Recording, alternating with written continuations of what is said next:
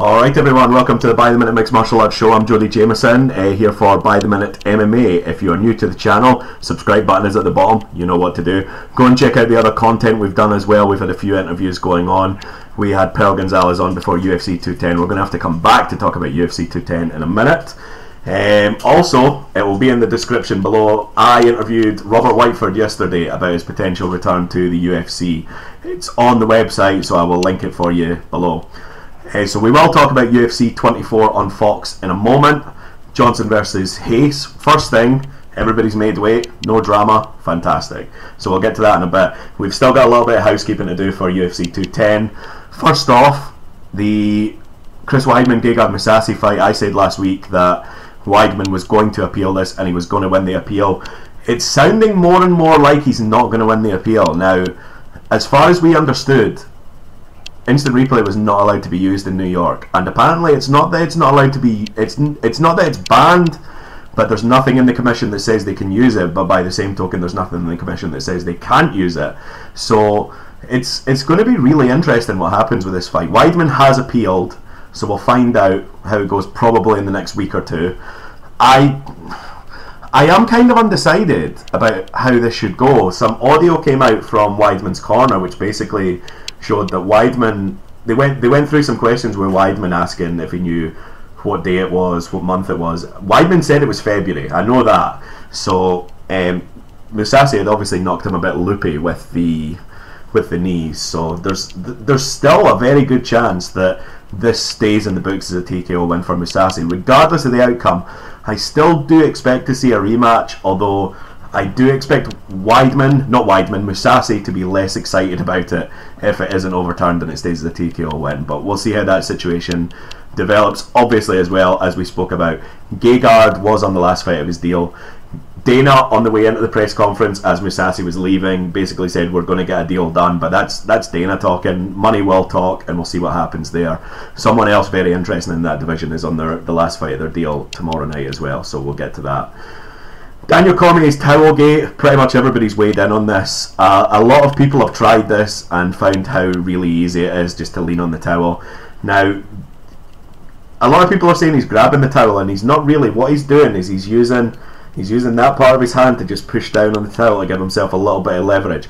I think it's pretty clear that Cormier knew exactly what he was doing here, and I mean, this isn't covering new ground. We talked about this last week, but if you have a look around YouTube, I haven't tried it yet, but I know a few people who have tried it and shown how easy it is. A lot of people, just by doing what Cormier did, just by using that part of the hand, they've been able to shave 2-3 pounds. And if you really go silly and you have the other people really hold the towel and you properly lean on it, I mean, I've seen people shed an 8 or 9, so it's not a new trick. It's interesting how it's came into the public light after this. So yeah. Johnson's, I don't think it's Anthony Johnson himself, but Johnson's team has certainly launched an appeal, and I don't know what's going to happen, to be honest. The main thing it looks like they've launched the appeal for is to essentially say, look, Cormier has missed weight, Johnson should get 20% of his purse. I'm going to see how much Cormier got paid. UFC 210 payouts, because obviously he wouldn't get any of his win bonus, as far as I'm aware anyway. Let's see, that's Reebok payouts, that doesn't help, although that's part of it. So god damn it, Google's obsessed with Reebok fighter payouts, so I might come back to that anyway. But for now, yeah, still a lot to talk about. 2 appeals in for UFC 210. Right now, I actually expect the Mousasi fight to stay as it was. The Cormier thing's interesting because the commission turned such a blind eye to that at the time, and it's going to be the commission that hears it. I don't know if anything's really going to be resolved out of that, although I'm going to assume that Cormier got paid something close to $500,000 for this fight, so there is a good chance that 20% would be 100 grand. So go get your money, Rumble, you might as well. So UFC on Fox 24, it's happening tomorrow night from the Sprint Center in Kansas City, Missouri. UFC on Fox cards tend to be really damn good. There's obviously a difference between UFC on Fox and UFC Fight Night. UFC on Fox, for us anyway, starts at a much more convenient time, and also there's always 4 fights on the main card, and they always try and stack it. And what they've kind of done here is they have built a pay-per-view quality card and then put a pay-per-view quality main event there that they know wouldn't do a lot of buys on pay-per-view. Demetrius Johnson, as great as he is, and I don't really understand it, people don't buy Demetrius Johnson fights, so this is kind of like a free pay-per-view to me for this card. So I'm really looking forward to it. I expect good things for UK fans. If I have one, this is not just for UK fans. For UK fans, it starts at 1 o'clock. For 1 o'clock in the morning for the main card, 11 o'clock for the TV prelims, and 9 o'clock for the Fight Pass prelims. Now, last week I moaned about the Fight Pass prelims having 4 in an hour and 3/4. That's bad enough. Tomorrow night they're going to try and do 5 fights in 2 hours on Fight Pass. That's a bloody disaster waiting to happen. So looking at the preliminary card on Fight Pass, in 2 hours they're going to try and do Ashley Evans-Smith against Ketlen Vieira. I think Ketlen Vieira's making her UFC debut. It's a name I know, but I don't think I know it from here. Zach Cummins and Nathan Coy. You'd expect Zach Cummins to win this fight, to be honest, but he's so hard to predict, to be honest. Anthony Smith and Andrew Sanchez should be quite interesting. Devin Clark and Jake Collier, and then Aljamain Sterling against Augusto Mendes.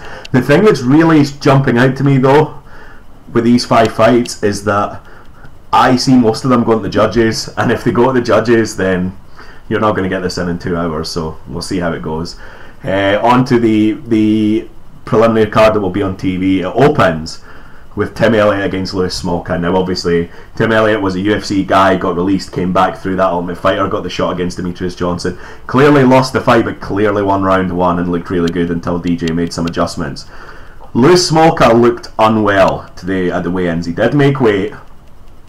He needs this win. He surprisingly lost to Brandon Moreno. I mean, Moreno was like a 6-1 underdog or something in that fight, and then he went and got wiped by Ray Borg. Fair enough, Ray Borg missed weight at UFC 207, but I mean, Smolka was guillotined by Moreno and then just washed for 3 rounds by Ray Borg. So he definitely needs a bounce back. He's a really highly thought of prospect in that division, and he's going in the wrong direction. And I don't think I see this as the kind of fight that's going to be a bounce back. I really don't like this matchup for Lewis Smolka. Elliott did talk straight away after the Demetrius Johnson fight that he was going to go up to 135, but obviously he's stuck around for now. We'll see how long that lasts. Kind of a worst case scenario would be if Tim Elliott wins this fight and then decides he's going to 135. So, because obviously he washes a prospect and then doesn't stick around in the division, but we'll see what happens. I kind of expect him to stay at 125 for a bit, but I wonder if he thought, I'm going to 135, and his management team goes, look, you're probably too small for 135. So we'll see what happens. Bobby Green and Rashid Magomedov. I'll be honest, this fight is not one I really have any sort of feel for. Bobby Green's coming off 2 losses, but it's Poirier and Barbosa. That's tough. Magomedov's coming off a loss to Beneil Dariush in a fight I actually quite fancied him for the upset, and it didn't work out. So both guys coming off losses. We'll see what happens here. Really don't have a feel for this fight. Patrick Williams takes on the Fire Kid, Tom Duquesnoy. Now, Tom Duquesnoy was 2-weight BAMA champion, and he's coming in to fight a bantamweight. Now, he was featherweight champion in BAMA as well, so if he can consistently make bantamweight, if he can consistently make 135, that is probably his ideal weight class. 145 he can do, but against the top guys, Duquesnoy isn't going to live with him. But at 135, at the top level, he could do anything. So I'm really excited to see what Duquesnoy can do. I do expect him to go through Patrick Williams quite comfortably tomorrow, but you can never really take anything for granted, because sometimes you do get carried away with a prospect and it doesn't work out when they go to UFC. And I have kind of got carried away with Duquesnoy. I think he's going to be amazing, but we'll see, because nothing's obvious in this game. We finished the main card, the prelim card, with Alexander Volkov and Roy Nelson at heavyweight. Now, everybody wonders how long Roy Nelson's going to go. I mean, it's genuinely incredible when you think about it. I mean, Roy Nelson turned 40 last year. He'll turn 41 at sometime in the summer, I can't remember. But Nelson's one of those guys that just keeps getting the job done. I mean, he lost the split decision to Derek Lewis in July and then bounced back to beat Bigfoot and just knocked him out and just made him look like a complete waste of space. And I hate to say that about Bigfoot, but Roy Nelson just absolutely wiped the floor with him. He just keeps getting the job done. So Nelson's still there. Volkov had a very unconvincing UFC debut. He beat Tim Johnson in Belfast. I was at the fight. At the time, I scored it 29-28 to Volkov, even though the 2 rounds that Volkov won were really, really close, and the 1 round I gave to Timothy Johnson was completely Timothy Johnson's round. And I think, if I remember rightly, the judge who gave Johnson the fight, it was a split decision, gave a 30-27 to Johnson, and it was a score that was hard to argue, to be honest. So Volkov needs better in this fight, to be honest, and Roy Nelson is quite a step up in competition, I feel. So certainly for the style that Volkov fights. Now, Volkov's obviously big and rangy, but if Roy Nelson gets him at the ground, then I expect good things from Roy Nelson in this fight. I haven't checked the odds for this fight, actually. We're going to have a look and see what people are, or what the bookies are saying, because I haven't had a bet in ages, so I may have to be tempted for this. I kind of like Roy Nelson in this fight, but we'll see what happens. So on to the main card, we open up with Renato Moicano taking on Jeremy Stephens. Now, just a disclaimer, I am sick of Conor McGregor, who the fuck is that guy jokes. They were funny once, and it was when Conor McGregor said it. And I see Twitter today, Jeremy Stephens weighs in. He weighed in with a towel, he made 146, everything was good. And pretty much it's like, Jeremy Stephens 146, and then comment after comment is, who the fuck is that guy? Who the fuck is that guy? And it's like, well, you're kind of undermining the joke more than anything else. I hate to be so pedantic, but I mean, this was one of those things that just ran and ran and ran. It was really, really funny when Conor said it, but now it's become like a default thing in MMA that's kind of annoying. So Renato Moicano is a really interesting prospect. Now, he's fought twice in UFC so far. Not against as good competition as Jeremy Stephens, but I mean, he's looked good, but he's had long layoffs. December 2014 against Tom Ninamaki, submitted him in the second round, and then it wasn't until May 2016 that he beat Zubaira Tukagov. It was 198, UFC 198. So I know I watched that fight. I actually can't remember it, but it's just Moicano, to me, I would probably take to win this fight if it wasn't for the length of his layoffs. And because of that, he took a while. He took a while to get going against Tukagov, if I remember rightly, and I don't think he can afford to do that against Jeremy Stephens. Now, if Moicano doesn't get clipped in the first round, I kind of expect him to eke out a decision. But Jeremy Stephens, for all his bluster, while he doesn't have as much power as he liked to make on in that press conference when Conor McGregor said that, he does have power, and if he tags Moicano, then it could be deep waters. But I do, gun to my head, I would probably take Jeremy Stephens in this fight. But a Moicano who was fighting regularly, I'd probably take, to be honest. I really like Moicano, but just the long layoffs have been a bit of a problem. To me, there's no doubt who's going to win the next fight. You can never take anything for granted in this game, but I do expect Jacare, Ronaldo Souza to take apart Robert Whittaker. Now, Robert Whittaker has more than a puncher's chance, obviously. Robert Whittaker, really good middleweight, but Jacare, to me, is just on such a roll at the moment that I can't think of anybody in that division I would pick to beat Jacare, to be perfectly honest. And I include Bisping, I include Mousasi, Weidman, even Yoel Romero. And I feel for Jacare because he's so far away from the title picture at the moment. It's a real shame because he's done a really good job, and he's beaten almost everybody that's been put in front of him the last few years, with the exception of Yoel Romero, who he lost by split decision in a fight I thought Jacare actually won 29-28. So I do expect Jacare to win tomorrow. As I mentioned earlier, someone else on this card is on the last fight of their deal, and it's Jacare. Now, I expect Bellator to make a push after this weekend. Mousasi and Jacare are going to be essentially free agents at once, and I expect Bellator to make a push. I don't know what I expect them to get. I don't expect them to get both of them, but I wouldn't rule them out being able to prize one of them away, because it feels like both guys aren't really at the head of the queue when it comes to the title picture, because it looks like, let's bring GSP's next, obviously. It looks like Romero will get the next shot, and then you're talking about mid-2018 before either guy gets their shot, and that's if nothing goes wrong between them. So they might just, one of them just might look at Bellator knowing that they would get an immediate title match. So, I mean, Bellator gave Leandro Higo an immediate title match tonight, actually, in Hungary, although Higo missed weight, so he's an idiot. But I could so see a situation where one of them gets an immediate title shot in Bellator. Who it'll be, I'm not sure, but we'll see what happens. But yeah, Higo missed weight for Bellator. He weighed in at 139. I actually can't believe it. It's his first fight in Bellator. He's coming across from LFA. I had him on my top 25 prospects that I did in January, and how he's weighed in at 139, I do not know. It's just absolute idiocy. So yeah, Higo, really unimpressed with that.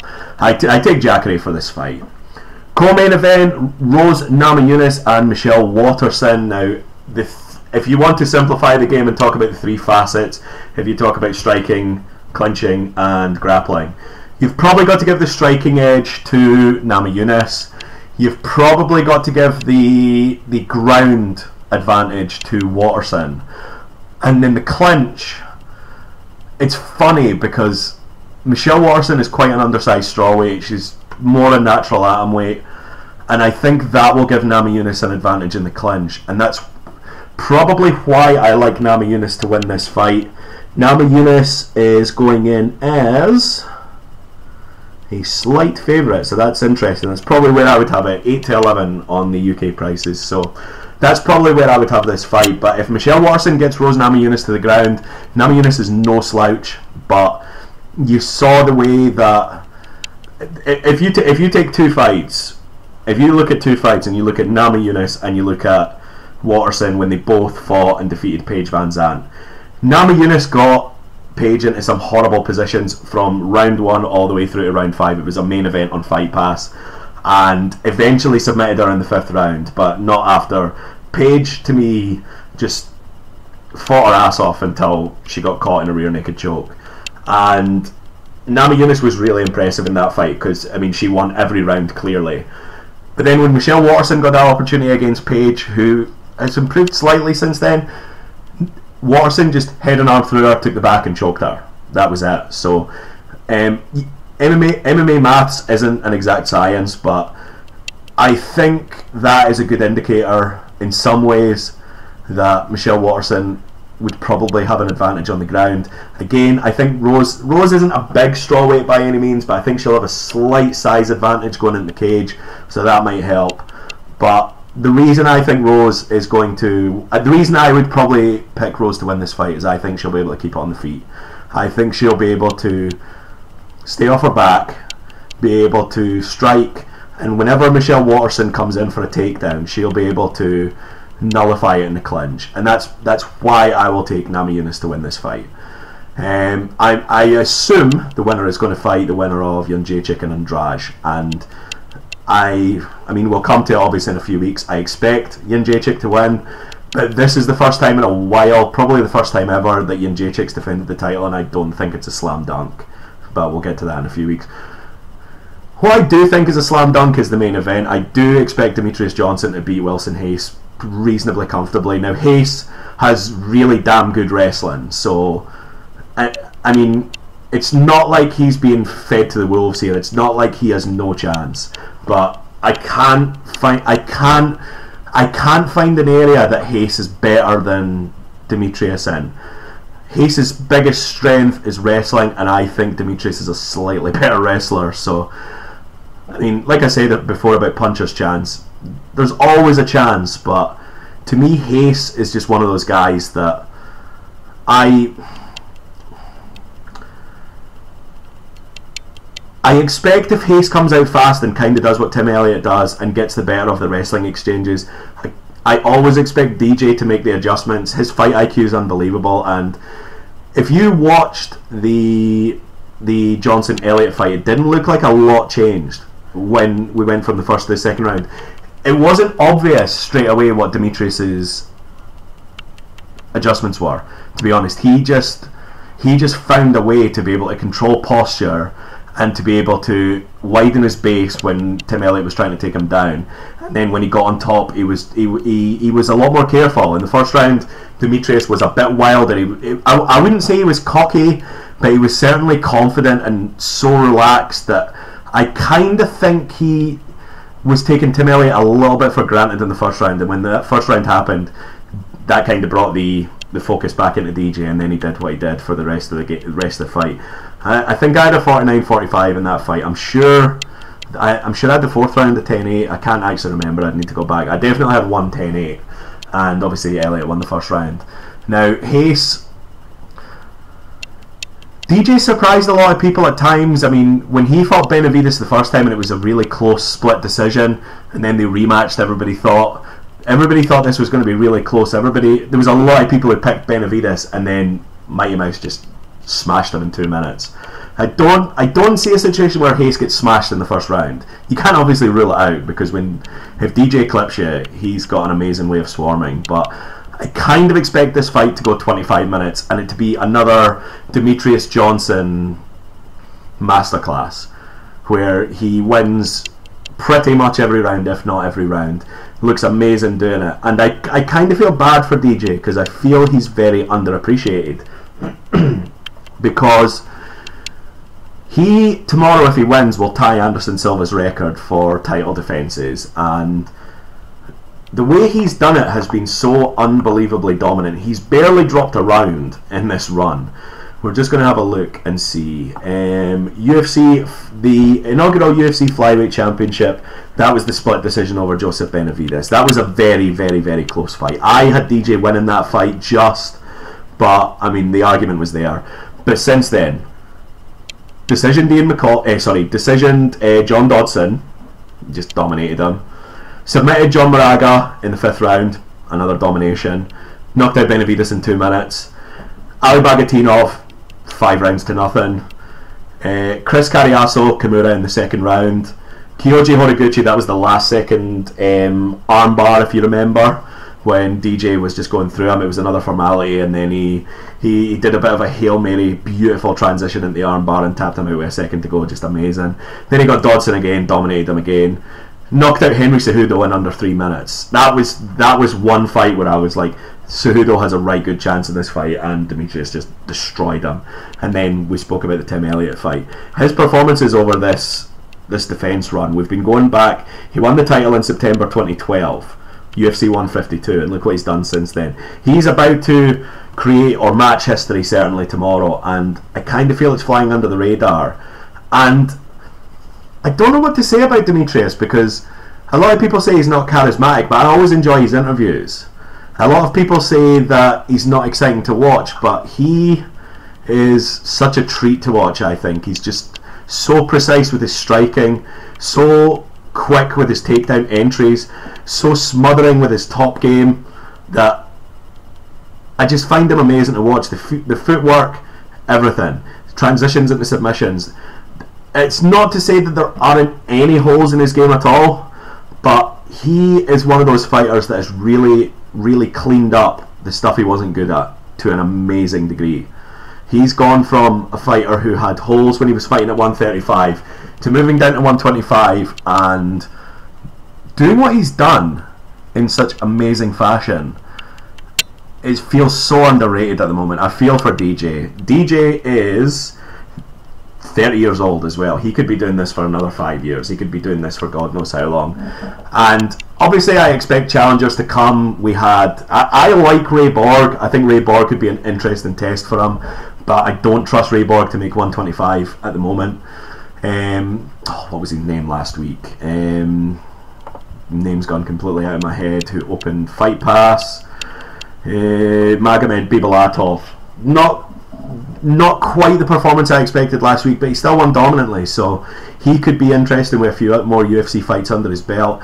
I still would like to see Benavidez get another shot at some point, but I don't see that happening anytime soon. So Demetrius could be doing this for another 5 years at flyweight, and the domination he has had of that division has just been amazing. And I feel bad for him that he's been so underappreciated by so much of the fan base, considering how good he is. So if you're a casual MMA fan, please tune in tomorrow, because you're going to get a treat one way or another with Demetrius Johnson. And in terms of this card, I think you're going to get a treat regardless. This is a magic card for a Fox card.